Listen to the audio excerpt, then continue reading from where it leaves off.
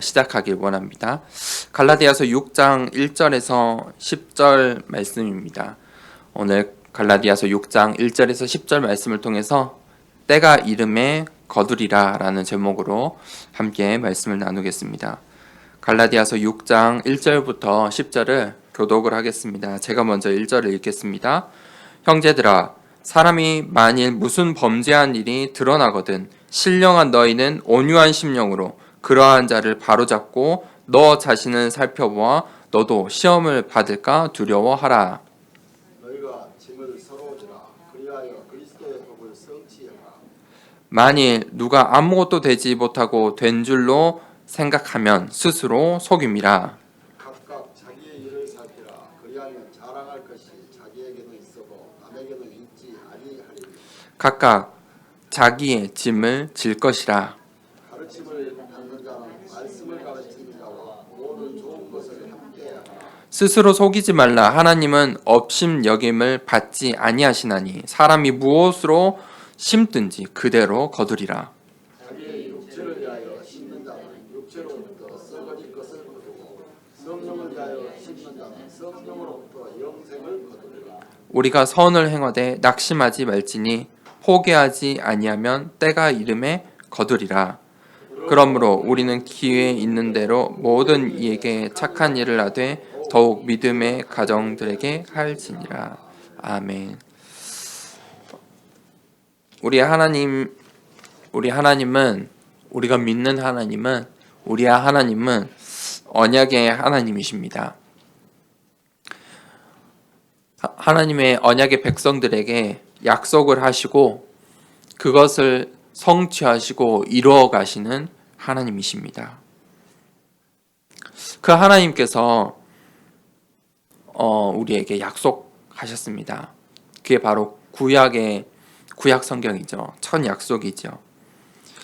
사실 우리는 창세기 3장 가운데에서 하나님을 떠난 죄인이었고 죽을 수밖에 없고 죽은 자들이었죠. 완전히 죄와 저주와 운명, 이 세상이 말하는 사주팔자 속에 살아야 하는 그런 인생입니다. 그런데 우리들을 불쌍히 여겨주시고 하나님께서 오실 메시아라는 언약을 주셨습니다. 그래서 이사야서 7장 14절에 임마누엘의 약속을 하신 것입니다. 내가 너희와 다시 함께 할 것이다. 그리고 이 메시아에 대한 약속을 주셨습니다. 그 역사가 바로 구약입니다. 신약은 어떤 언약이 있습니까? 그 예수님께서 이 땅에 오신 것입니다. 오신 메시아의 약속들입니다. 그 예수 그리스도께서 예언하신 대로, 약속하신 대로 그 언약을 성취하시고 완성하시고 이루셨습니다. 예수 그리스도께서 십자가에 우리가 지은 우리의 죄와 저주의 문제를 짊어지시고 화목제물이 진이 되어 주셨습니다. 그래서 우리의 인생의 구원자가 되어 주셨습니다. 그리고 하나님을 만나는 유일한 길과 진리 생명이 되어 주셨습니다. 그 예수 그리스도, 그분 때문에 이제 우리가 하나님과 함께 할 수 있게 되었습니다. 그게 바로 예수 그리스도의 언약입니다. 그리고 예수 그리스도께서 공생의 사역을 마치시고 하나님 나라와 천국과 이 땅에 이루어질 하나님 나라의 역사들, 중요한 천국 메시지들을 선포하셨습니다. 그리고 우리에게 어떤 언약을 남기고 가셨습니까? 마태복음 마지막에 지상대의 명령을 남겨두고 가셨습니다. 땅 끝까지 이르러 내 증인이 되리라.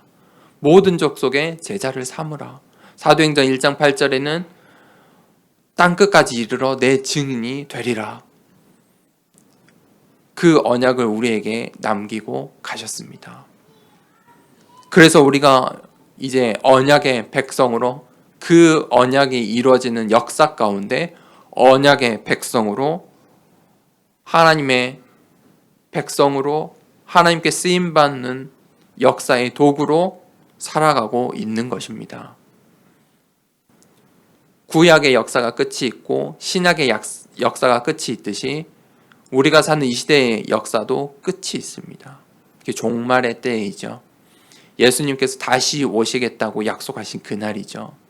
그 재림의 날이 이를 때까지 우리는 그 언약 속에 살아가고 살아야 하는 것이지요. 그래서 우리가 그 역사 가운데, 그 언약이 완성되어져 가는 그 역사 가운데 2020년을 또 살게 되는 것입니다. 우리 주님께서 언제 오실지 모릅니다. 그 날을 알 수 없다고 하셨습니다. 도적같이 도둑이 언제 듭니까?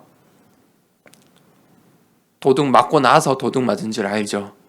도둑인 걸 알면은 도둑 맞지 않겠죠. 그렇게 주님의 날은 찾아옵니다. 그래서 우리가 2020년을 그 언약을 붙잡고 그 언약 가운데서 2020년을 지내야 합니다. 그게 또 하나님의 마음이겠죠. 그것이 가장 가치 있는 인생이고 가치 있는 언약 백성의 삶입니다. 그러면 우리가 오늘 예배소서 말씀을 통해서 어떻게 2020년도를 또한 살아가야 할지 말씀을 나누길 원합니다. 6장 1절에 보면 온유한 심령을 이야기합니다. 우리가 저번 주 말씀을 통해서 성령의 열매들에 대해서 말씀을 나눴습니다. 그 성령의 열매들 중에서 가장 중요한 열매가 온유와 절제입니다. 그런데 오늘 이 온유한 심령에 대해서 이야기를 하고 있습니다. 형제들아, 사람이 만일 무슨 범죄한 일이 드러나거든 신령한 너희는 온유한 심령으로 그러한 자를 바로잡고 너 자신을 살펴봐 너도 시험을 받을까 두려워하라. 그리스도인이 범죄를 지을 수 있습니까? 그렇죠. 우리도 연약한 죄인이기 때문에 우리도 죄를 지을 수 있습니다. 우리가 언제 죄를 짓습니까? 성령으로 충만한데 죄를 지을 수 있습니까? 그렇지는 않지요. 언제 우리가 죄를 짓게 됩니까? 육체의 소욕에 마음을 둘 때, 육체의 소욕을 따라갈 때 그때 우리가 범죄하게 됩니다. 그래서 신앙을 가진 이들이 범죄할 수 있습니다. 육체의 소욕에 따라갈 수 있겠죠. 우리가 그런 일을 만나고 또 우리가 그러할 때마다 어떤 자세를 가져야 됩니까? 신령한 너희는, 신령하다는 말은 무슨 말입니까? 성령으로 충만한 거예요. 성령으로 충만하면 어떤 일이 일어납니까? 성령의 열매들이 맺어져요. 신령하다는 말은 특별히 모습이 다르고 무엇이 다른 것이 아닙니다. 성령의 열매들이 있는 것입니다. 지극히 자연스러운 것들입니다.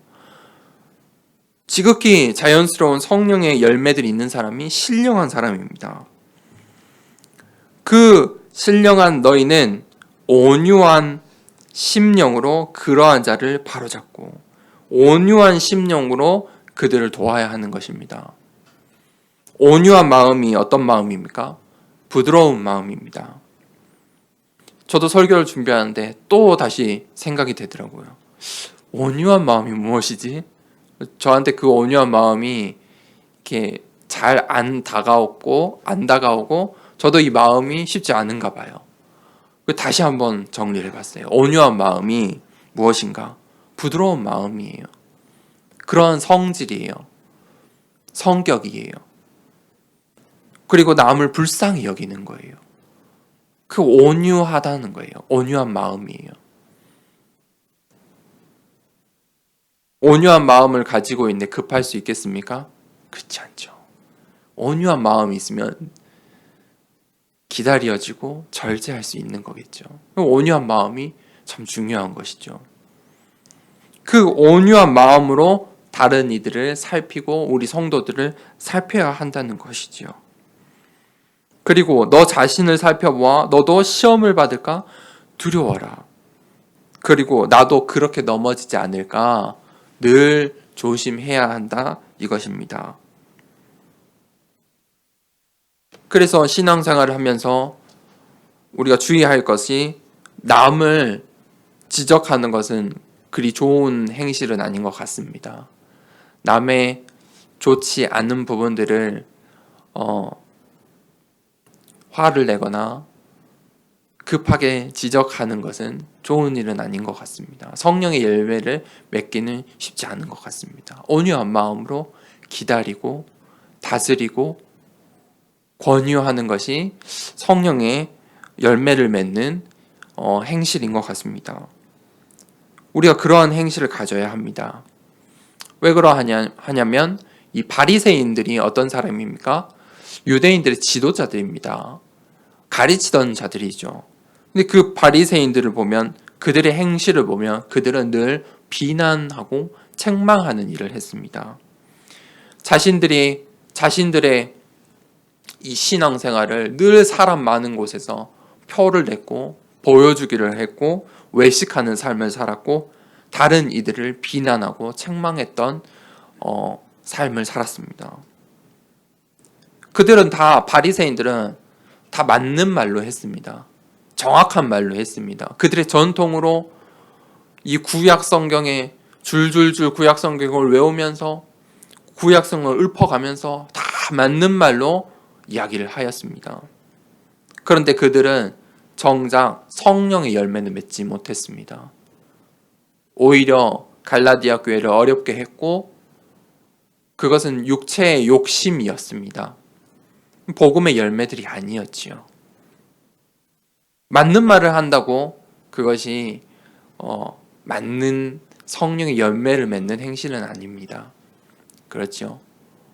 우리가 성령의 열매를 맺는 그 결과가 중요합니다. 그래서 우리가 온유한 마음을, 온유한 심령을 가지고 모든 일을 시작하는 것이 중요한 것 같습니다. 그래서 2020년에 우리의 성격, 우리의 성질, 우리의 마음을 돌아보고 점검하고 온유한 이 온유를 겸비하고 온유의 열매를 맺는 2020년도의 시작이 되었으면 합니다. 그러면서 바울이 계속해서 이야기합니다. 두 번째 내지는 무거운 짐을 서로 지라고 이야기를 하고 있습니다. 2절부터 5절입니다. 너희가 짐을 서로 지라. 여기서 짐은 무거운 짐을 이야기하고 있습니다. 다른 번역본에는 무거운 짐이라고 번역을 하고 있는 곳도 있거든요. 너희가 무거운 짐을 서로 지라. 그리하여 그리스도의 법을 성취하라. 우리의 인생은 사실 무거운 짐을 지는 것과 같습니다.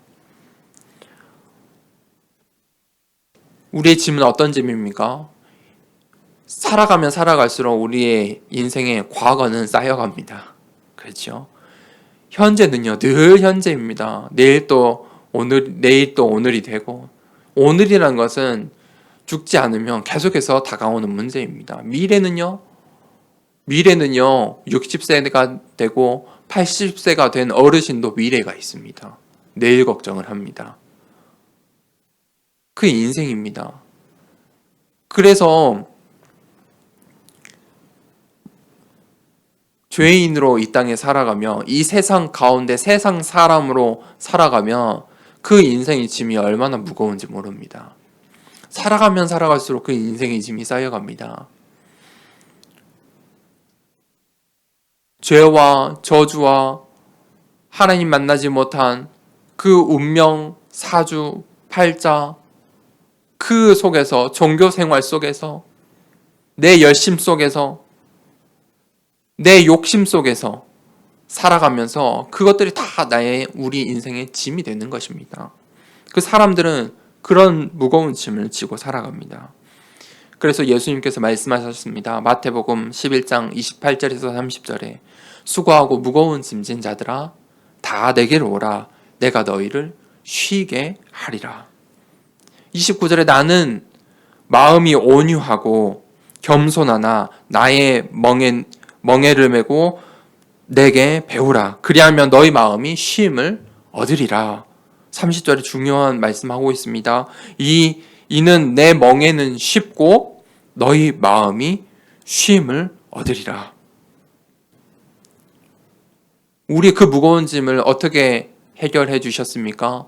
예수님께서 대신 화목제물로 십자가에 지시고 우리가 해결할 수 없는 그 죄의 문제, 그 죄로 인한 저주의 문제, 그 죄와 저주로 인한 죽음의 문제를 대신 해결해 주셨습니다. 그러니까 우리 인생의 과거와 현재, 미래 모든 문제를 해결해 주신 것입니다. 하나님을 만날 수 있는 유일한 길이 되어 주셨습니다. 그래서 그 예수 그리스도를 만나면 우리의 수고한 우리의 그 무거운 짐이 해결되는 것입니다. 예수님께 내려놓을 수 있는 것입니다. 그리고 그때 우리가 이제 다른 짐을 집니다. 내 멍에는 쉽고 내 짐은 가벼우니라. 예수님께서 우리에게 주는 그 가벼운 짐을 집니다. 그 짐이 무엇입니까? 언약이라는 것입니다. 내가 너를 사용하겠다. 주 예수를 믿으라. 그리하면 너와 내 집이 구원을 얻으리라. 그렇게 하나님께서 나를 사용하겠다라고 말씀하십니다. 그 집은 가벼운 것입니다. 바울이 이 신약 성경의 중요한 인물이죠. 하나님께서 이 신약 시대의 역사 속에 가장 중요하게 사용하셨습니다. 그가 3차 전도 여행을 통해서 하나님께서 주신 로마 복음화를 향하여 그 인생이 드려졌죠. 그런데 그 3차 전도 여행과 로마로 향하는 로마 복음화의 그 바울의 언약의 여정이 바울이 혼자 있습니까? 그렇지 않죠. 수많은 바울의 제자들과 동역자들이 있었습니다. 로마서 16장에 바울이 이야기합니다. 나의 동역자들과 자신을 도운 중직자들에 대한 스토리가 쭉 나옵니다. 수많은 인물들이 나오지요. 그런데 그 인물들 뿐이겠습니까? 그들과 함께 도왔던 이들이 성경에 기록되지 않은 인물들도 많이 있었겠지요. 그렇게 예수님의 짐을 서로 나눠지는 것입니다. 서로 짐을 나눠질 때 바울이 3차 전도 여행을 돌 수 있고 로마로 향할 수 있었던 것입니다. 하나님께서 이 시대에도 언약을 우리에게 주시고 서로 그 짐을 나눠지라고 말씀하십니다. 내 짐은 가볍다. 세상의 짐이 아니라 내 짐을 지라고 말씀하십니다. 이 세상 사람들은 무거운 짐을 지고 살아갑니다. 우리가 그들의 짐을 내려놓을 수 있고 함께 질 수 있도록 도와야 하는 것입니다. 6장 3절에 만일 누가 아무것도 되지 못하고 된 줄로 생각하면 스스로 속임이라. 그런데 그 언약 가운데 쓰임 받는데 스스로를 속이는 것이 있습니다. 그것이 착각입니다. 바울이 만약 내가 로마 복음화를 했다. 너희가 내 말을 들어야지. 지금 다른 복음을 들으면 안 돼. 지금 내 말을 들어야지. 지금 유대인 말을 들어? 그렇게 이야기한 적이 있습니까? 단 한 번도 없습니다. 우리 갈라디아서 말씀을 보면서 바울의 마음이 느껴지십니까? 그 마음이 온유하고 정말 그들을 불쌍히 여기고 속이 타면서 애타면서 가슴을 치면서 하는 말씀들 아닙니까? 그런데 스스로를 속이는 그 착각은 성령의 열매를 맺지 못하게 합니다. 높은 위치에 올라가고 교만하게 되면 사람은 성령의 열매를 잘 맺지 못합니다. 그러니 세상 사람들이 봐도 덕이 되지 못하는 것입니다. 성령의 열매를 맺으며 세상 사람들도 우러러봅니다. 성령의 열매는 스페셜한 것들이 아닙니다. 너무 당연한 건데 사람들이 그 당연한 것을 누리지 못하고 살아가기 때문에 성령의 열매로 주신 것입니다. 그래서 우리가 주의할 것은 착각하지 않아야 한다는 것입니다. 교만하지 않아야 한다는 것입니다. 6장 4절에 각각 자기의 일을 살피라. 그리하면 자랑할 것이 자기에게는 있어도 남에게는 있지 아니하리니. 우리의 삶은요, 사람들에게 100% 드러나지 않습니다. 사람들에게 보여주는 것만 사람들은 볼 수 있습니다. 그렇죠? 그런데 내 삶을 100% 보시는 분이 있습니다. 그 하나님이시죠. 그래서 우리의 신앙생활은 하나님께 하는 것입니다. 그런데 사람들에게 보여지는 삶만 중시하고 내가 다른 이들에게 보여지는, 세상 사람들에게 보여지는, 공동체 안에서 보여지는 삶만 바르게 산다고 그것이 신앙생활입니까? 하나님은 다 아신다 이것입니다. 착각하는 사람, 교만하는 사람은 자신의 삶을 100% 드리지 못하는 것입니다. 보여지는 삶만 중요하게 사는 것입니다. 우리가 하나님 앞에서 사는 인생임을 늘 기억해야 합니다. 그래서 우리가 남과 나를 비교할 필요가 없습니다.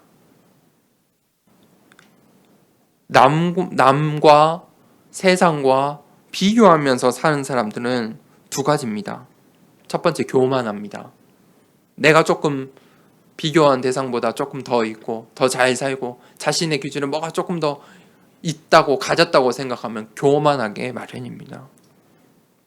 그러면 그 비교 대상을 업신여깁니다. 좋은 말을 하고 바른 말을 해도 업신여기는 것은 느껴지는 것입니다. 그것은 전달되는 것입니다. 그렇죠? 사람의 웃음의 의미가 다 똑같습니까? 그렇진 않죠. 진실된 웃음과 그런 업신여김의 웃음은 다른 거예요. 그 교만한 거거든요. 그 교만은 비교에서 나와요. 비교하지 않으면 교만할 것도 없어요. 그렇죠? 또 비교하면 어떻게 됩니까? 반대로 낙심해요. 저 사람 비교했을 때, 저 교회 공동체, 저 사람의 인생, 저 사람의 자녀, 저 가문, 저 회사, 저 사람의 미래, 자꾸 비교하면요, 그 비교 속에 내가 조금 못 가졌다 생각하고 내가 좀 안 된다 생각하고 그러면요 바로 낙심이 찾아와요. 이게 낙심이에요. 비교하지 않으면요 낙심할 이유도 없어요. 그런데 자꾸 비교해요. 뭘 비교해요? 낙심할 상황들을 만들어서 낙심할 대상들만 찾아서 낙심할 비교만 하는 거예요. 교만하는 사람들은요 교만할 비교만 해요.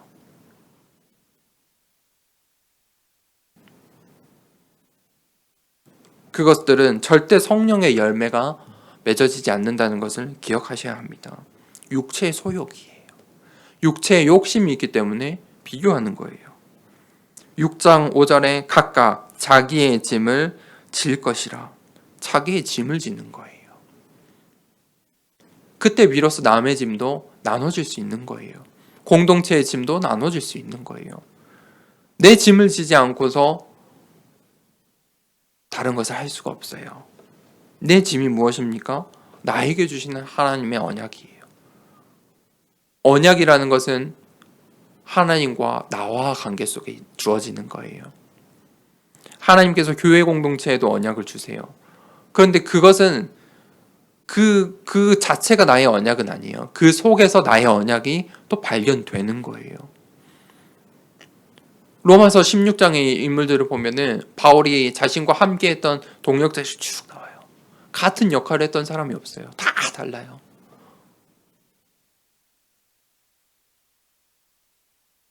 내게 주신 언약을 찾아내셔야 돼요. 각자에게 맡기신 일과 임무가 있어요. 하나님께서 나를 들어 사용하세요.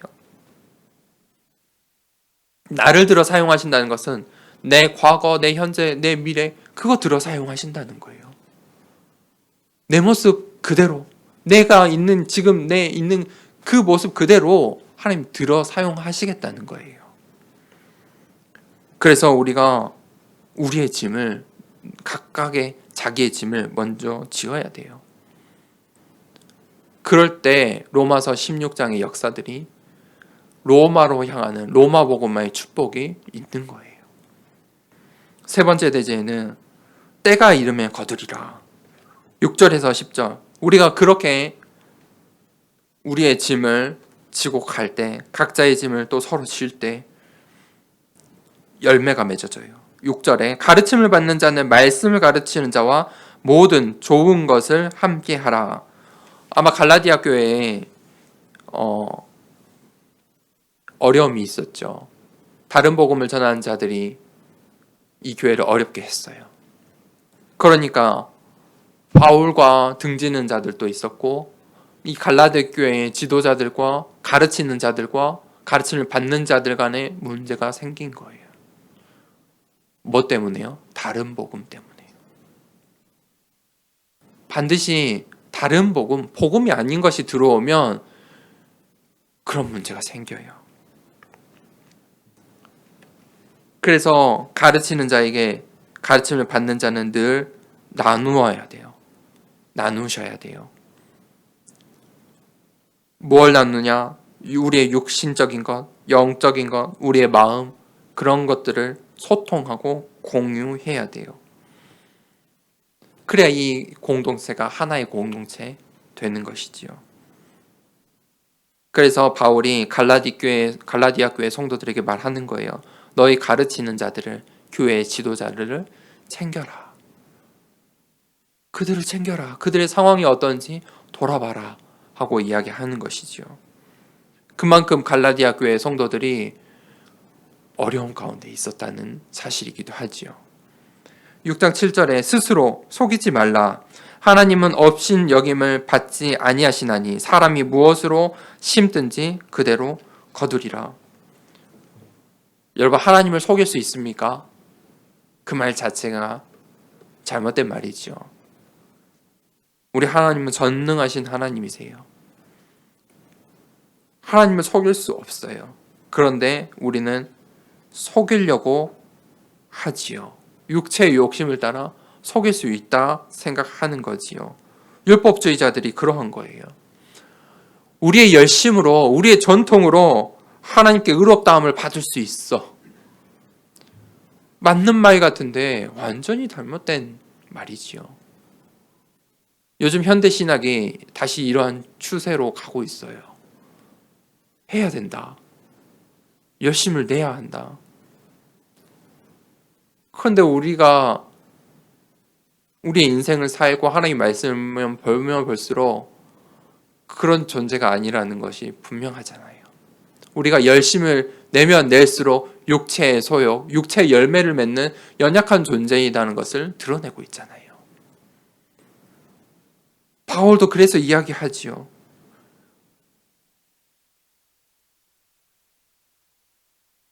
육신의 것을 심으면, 육체의 소욕을 심으면 육체 열매를 맺는 거예요. 심는 대로 거두는 거예요. 우리의 욕심, 우리의 열심을 내면요, 육체 열매가 맺어지는 거예요. 8절에 자기의 육체를 위하여 심는 자는 육체로부터 썩어질 것을 거두고 성령을 위하여 심는 자는 성령으로부터 영생을 거두리라. 특히 목회자들이, 신약자들이 이야기를 하면 참 어렵죠. 다 맞는 말 같아요. 근데 우리가 잘 구별해야 돼요. 이 세상에 수많은 말씀들이 있는데 잘 구별해야 돼요. 이 유대인들도 바리새인들도 맞는 말로 이야기했어요. 그러니까 이 갈라디아 교회 성도들이 그거에 현혹되었다는 거예요. 맞는 말을 해요. 지도자들이 맞는 말을 해요. 육체의 열심은요, 절대 성령 열매를 맺을 수가 없어요. 기억하셔야 돼요. 내가 조금 은혜 받았다. 내가 조금 교회를 위해 헌신한다. 내가 조금 하나님께 쓰임 받고 있다 싶을 때 육체의 열심으로 내가 했다라고 사람이 이야기를 하기 마련이거든요. 그때를 조심하셔야 돼요. 육체의 열심으로 맺어질 수가 없어요. 성령을 위해 심으셔야 돼요. 그래야 성령의 열매가 맺어져요. 성령을 위해 뭘 심어야 돼요? 성령의 열매들을 심으셔야 돼요. 그래야 성령의 열매가 또 심어지는 거예요. 우리가 어떻게 이 복음 없는 자들에게, 낙심한 자들에게, 복음이 필요한 자들에게 복음을 전합니까? 성령의 열매로 하셔야 돼요. 절대 다그쳐서는 그들을 무섭게 해서 두렵게 해서 그렇게는 절대 열매가 맺어지지 않아요. 성령의 열매로 하셔야 돼요. 그 성령의 열매가 무엇입니까? 사랑과 희락과 화평과 오래 참음과 자비와 양성과 충성과 온유와 절제니. 그것이 전도의 방법이에요. 그게 전도의 유일한 방법이에요. 그때에 생명이 살아나요. 성령의 열매가 맺어질 때 생명이 살아나요. 성령의 열매가 맺어질 때 삶의 치유가 일어나요. 치유의 역사들이 일어나요. 6장 9절에 우리가 선을 행하되 낙심하지 말지니 포기하지 아니하면 때가 이름에 거두리라. 우리가 주의할 것은 포기하면 안 돼요. 낙심하면 안 돼요. 왜냐하면 하나님의 때가 있어요. 사람은 우리의 마음은 즉각 응답받고 싶잖아요. 우리가 목표를 세우고 그림을 그리면 그게 빨리 응답받았으면 좋겠잖아요. 근데 그거는 우리의 마음이에요. 우리의 욕심이죠. 하나님의 때가 있어요. 몰라요. 그 하나님의 때가 언제인지 몰라요.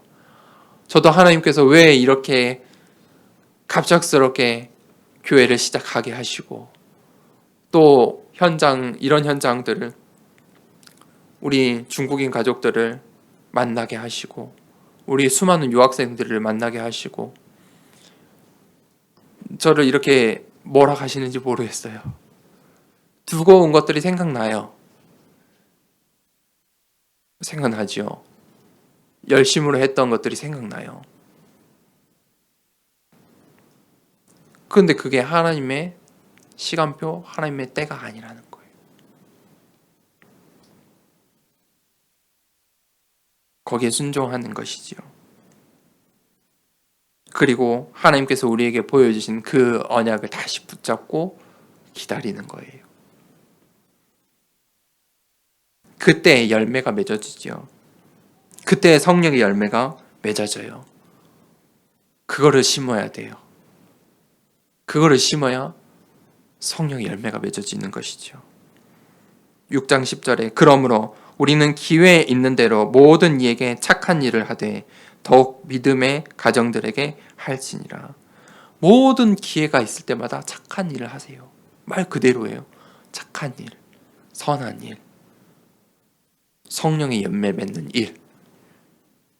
그러면 그 속에서 생명이 살아나고 성령의 열매가 맺어지는, 생명이 살아나는 구원의 역사들이 일어난다 이거예요. 그런데 그런 일을 하기에 앞서서 마지막에 바울이 뭐라고 이야기하냐? 더욱 먼저 할 것이 있대요. 믿음의 가정들에게 먼저 하래요. 그게 뭐죠? 그게 공동체, 우리 믿음의 가족들, 우리 가족들에게 먼저 그렇게 하라 이거예요. 신앙생활 하다 보면 그런 사람들이 있어요. 꼭 자기 가족들에게만, 교회 안에서만 못하게 하는 사람들이 있어요. 그래서는 안 돼요. 밖에 가서 불신자들에게 전도한다고 불신자들에게는 너무 잘하는데 교회 안에서 서로 지체들에게, 목회자에게, 중직자들에게, 목회자고 중직자고 누가 됐든 간에 우리가 서로 한 가족이잖아요. 한 가정이잖아요. 여러분의 실제 그 육신의 가족 안에서도 마찬가지예요.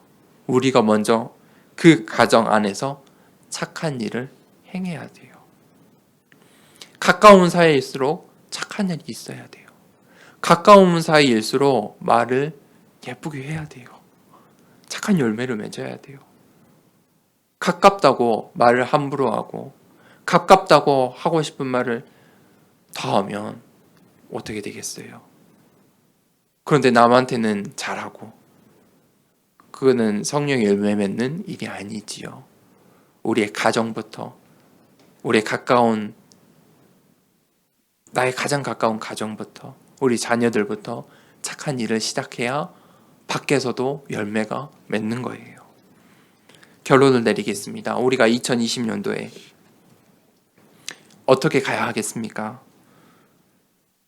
우리가 어떻게 그러면 그 착한 일, 어떻게 우리가 이 세상 가운데 사람들에게 해야 하겠습니까? 선한 일을 해야 되겠습니까? 사람들에게 우리가 아무도 줄 수 없는 답을 줘야 됩니다. 그게 첫 번째입니다. 세상 사람이 말하는 답, 그거는 누구나 할 수 있습니다. 세상의 답 누구나 이야기할 수 있습니다. 이거 이렇게 해봐, 저렇게 해봐, 그렇게 하지 말고 이렇게 해봐. 세상의 답은요, 지혜로운 자들이 다 말할 수 있습니다. 조금 더 돈을 주고 전문인들에게 가면은 지혜로운 답을 얻을 수 있습니다. 세상 사람들과 우리가 그거 대화하는 거 아닙니다. 그거 대화할 필요 없습니다. 우리가 무슨 답을 줘야 됩니까? 아무도 줄 수 없는 답, 아무도 말하지 않는 답, 진리를 이야기해야 하는 것입니다. 그래야 세상 사람들이, 우리 주위의 사람들이 귀 기울입니다. 지금 완전 다른 이야기를 하네? 야, 이게 무슨 이야기지? 반응하는 사람이 있습니다. 세상은요, 이 세상 주관자, 에베소서 말씀에 의하면 세상의 주관자, 악한 영의 주관자, 사탄이 이 세상을 주관하고 있다고 이야기합니다. 계속 사람들이 하나님 만나지 못하도록, 예수 그리스도만 모르도록 사단은 이 세상을 주관하고 있습니다. 그게 바로 사탄의 함정이죠. 사람들은 거기에 다 빠져 있습니다. 그 함정 속에 있어요. 그 사탄의 틀 속에 갇혀 있어요. 그 올무 속에 갇혀 있어요. 그러니까 그 밖에 있는 빛 대신 예수 그리스도를 보지 못하는 거예요. 그 안에 갇혀 있으니까. 그래서 우리가 그들에게 말해야 하는 거예요. 빛 대신 예수 그리스도를 설명하고 전달해야 하는 거예요. 두 번째는 우리가 무엇을 해야 되냐? 아무도 할 수 없는 이 치유의 말씀들을 전달해야 해요. 세상 사람들은 과거나 미래도 마찬가지예요. 계속 병 중에 살아가요. 육신의 병도 끊임없어요. 병원이 늘어나고 의학이 늘어나고 수많은 이 의사들이 연구하고 수많은 좋은 논문들이 나와도 새로운 병은 끊임없이 일어나요. 끊임없이 발생해요. 육신의 병뿐만 아니죠. 우리 마음의 병도 마찬가지예요. 마음의 병, 영혼의 병, 생각의 병, 사람들이 그 속에 살아가요. 치여요.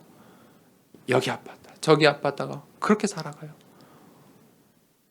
그 사람들에게 그거 치유할 수 있는 의사들이 말 못하는 거. 의사들은 이거 이렇게 하세요, 약 먹으세요, 주사 맞으세요, 입원하세요, 수술하세요. 수술해야 합니다. 의사들이 할 수 있는 건 그거예요. 안정 취하세요. 좀 쉬세요. 그거하고 더 있습니까? 없어요. 그럼 우리는 무엇을 말할 수 있습니까? 근본적인 해결책을 이야기해 줄 수 있죠. 하나님 떠나서 우리가 죄인이라서 그래. 하나님 만나면 해결받을 수 있어. 하나님이 너를 아프게 하신 이유, 나를 아프게 하신 이유, 그거 찾을 수 있어. 그러면 마음이 평안해지고, 그러면 하나님의 계획에 따라 그 병이 치유될 수 있어. 가자. 같이 기도하자 이야기할 수 있는 것이지요. 세상 사람들이 말하지 않는, 말 못하는 그 치유 메시지를 전달하셔야 돼요. 그리고 세 번째예요. 사람들이 아무도 가지 않는 곳들이 있어요. 돌아보지 않는 곳이 있어요. 그것들로 우리가 가고 봐야 돼요. 그걸 봤어요. 바울이 그걸 봤어요. 유대인들이 보지 못하는 걸 봤죠. 내가 로마도 보아야 하리라. 그 현장을 봤어요. 가장 높은 곳에 있는 서밋의 현장이죠. 근데 바울은 그 언약을 붙잡았어요. 내가 살고 있는 이 지역에 하나님께서 나를 사용하세요. 내 순종 그대로 사용하시는 게 아니고 내 수준은 그런데 그런 나를 들어서 하나님이 사용하세요. 내 만남, 모든 만남을 소중히 하셔야 돼요. 로마도 보아야 하리라. 바울처럼 언약을 붙잡으세요. 그러면 하나님께서 사용하세요. 그 서밋의 언약을 붙잡으세요. 그리고 또 보아야 할 현장들이 있어요. 그게 이제 다민족이에요. 우리가 선교해야 되는데, 선교 현장에 가야 되는데 하나님께서 다문화 시대를 열어주셨어요. 저 동남아에 있는 수많은 나라의 사람들이 이제 역으로 들어와 있어요. 우리가 살고 있는 이 지역에 살고 있어요. 같이 살고 있어요. 아프리카 사람들도 이 광주에 많다고 하더라고요. 아프리카 대륙의 사람들도 많이 와 있어요. 신기한 일이에요. 우리가 언약의 백성으로 산다면 가볍게 생각해서는 안 돼요. 세상 사람들은 그거를 국가나 민족 이런 걸 이야기할 필요가 없어요. 한국 사람들이 이렇다 이렇게 할 필요도 없어요. 세상 사람들이에요. 세상 사람들은 없인 여길 수도 있어요. 다르니까 불편할 수도 있어요. 달라요. 같을 수가 없어요. 문화가 다르고 언어가 당연히 다르죠. 그건 당연한 거예요. 그렇다고 해서 사람들은 쳐다보지도 않아요. 없인 여기는 사람도 있어요. 그런데 우리는 그들을 언약의 눈으로 봐야 돼요. 얼마나 귀합니까? 그들을 제자 삼아야 돼요. 모든 민족을 제자 삼아 세례를 베풀고 다시 나아갈 수 있도록 파송해야 돼요. 얼마나 감사해요. 우리의 현장 가운데, 우리 주위 가운데 있다는 것을. 그래서 내 인생의 만남의 환경 속에 내 주위에 그런 만남이 있다면 그 만남을 소중히 여기셔야 돼요. 진짜 그들에겐 특별히 더 마음을 베푸셔야 돼요. 착한 일을 행하셔야 돼요. 그들에게 열매 맺는 일이 더 쉬울 수도 있어요. 그들을 돌봐야 돼요. 그런데 그들보다 더 어려운 이들이 있는데 이 TCK들이 있어요. 무슨 말이냐면 이 다문화 가정이에요. 한쪽은 한국인데 한쪽은 이제 다른 타 문화권 섞여 있는 거지. 정체성이 어려워요. 우리 시은이 같은 경우도 엄마는 중국 사람이고 아빠는 한국 사람이잖아요. 이제 그 정체성으로 살아야 돼요. 그런데 많은 이들이 한국에 살면 자기 모국어를 안 쓴단 말이에요. 할 줄 알면서도 안 해요. 못해요 라고 이야기해요. 안타깝죠. 근데 그 정체성은 절대 바뀌지 않아요. 한국 사람, 중국 사람은 살아야 하는데, 그렇죠? 언약의 눈으로 보면 굉장히 값진 거예요. 한국 문화도 이해하고 중국 문화도 이해하고 두 가지 언어를 할 수 있는 거잖아요. 하나님의 언약의 역사의 흐름으로 보면 이유가 있는 거예요. 근데 더 어려운 이들이 있어요. 완전히 한국 사람이 아니에요. 중국 사람, 베트남 사람이 결혼해서 한국 땅에 사는데 자녀들은 한국 사람처럼 사는 거예요. 이건 더 답답한 일이에요. 아이들이 한국에 적응해버린 거예요. 그런데 모습은 완전 달라요. 집에서 일부러 한국말만 해요. 엄마랑 아빠랑 어려워요. 소통도 안 돼요. 무시해요. 그런데 본인은 그 문화의 갈등이 완전히 있잖아요. 또 다른 애들이죠. 그런 친구들이 정말 많아요. 우리 아이들 그런 아이들 많아요. 한 학급에 2명, 3명씩 돼요. 특별히 지금 우리가 있는 이 교회, 이 지역에 더 그래요. 그런 아이들 우리가 도와줘야 돼요. 그 정체성 도와줘야 돼요. 그거에 자부심을 갖고 사는 아이들이 이제 나오기 시작했어요. 그렇죠? TV에 보면은 그렇게 막 정체성 갖고 활동하는 친구들이 있죠. 복음 아니고는 그 정체성 갖기 어려워요. 굉장히 힘들어요. 그 가운데서 자기 나라 모국어도 못하고 국적은 다른 나라인데 한국에서 한국말만 하고 사는 애들도 있어요. 그런 친구들 도와줘야 돼요. 그런 부모들 도와줘야 돼요. 우리가 아무도 관심 갖지 않는 그 현장 보아야 돼요. 복음 가진 사람들이 보아야 돼요. 세상의 제도로는 도울 수 없는 자들이죠. 우리가 그 선한 일을 행해야 돼요. 말씀 마무리하겠습니다. 2020년도에 우리가 그 응답 받기를 원합니다. 남들이 하지 않는 것 해야 돼요. 수많은 교회들이 있잖아요. 하나님 또 교회를 세우셨어요. 지탄 받을 수도 있어요. 교회를 왜 또 세우냐? 조금 기다리지. 후임 자리도 있을 건데, 부교역 자리도 큰 교회가 많잖아. 그래요. 근데 그게 하나님 계획이 그게 아니잖아요. 이 교회가 세워주셨잖아요. 하나님께서 세우셨잖아요. 그러면 우리는 무엇을 보아야 되냐? 그들이 하는 사역을 보아서는 안 돼요. 남들이 하지 않는, 그들이 하지 못하는 이 교회들이 이미 세워진 선배 교회들이 하지 못하는 그런 현장 마음에 담아야 돼요. 그래야 하나님께서 기뻐하세요. 우리의 남은 인생이 우리의 미래가 그 현장 속에 있어야 돼요. 거기에 하나님의 복이 있어요. 그래서 우리가 2020년도에 때가 이름에 거두리라. 2020년도에는 분명히 하나님의 열매들이 맺어지리라 확신을 갖습니다. 이제 그 열매가 맺어질 것입니다. 2019년도에 만난 수많은 사람들을 쭉 이렇게 돌아보는데 헛된 만남이 하나도 없음이 너무 감사했습니다. 그 열매들이 이제 맺어지는 시작이 되는 새해가 될 것입니다. 그래서 우리가 그 현장들에 관심을 갖고 함께 나아가길 원합니다. 우리 시간에 함께 기도합시다. 오늘 2020년도 신년 감사 예배로 드립니다. 하나님, 새해를 시작합니다. 하나님 말씀으로 언약으로 인도해 주시옵소서. 아무도 보지 못하는 곳, 아무도 말하지 않는 답, 아무도 할 수 없는, 의사가 할 수 없는 그 치유 메시지, 이 복음의 메시지, 능력의 메시지,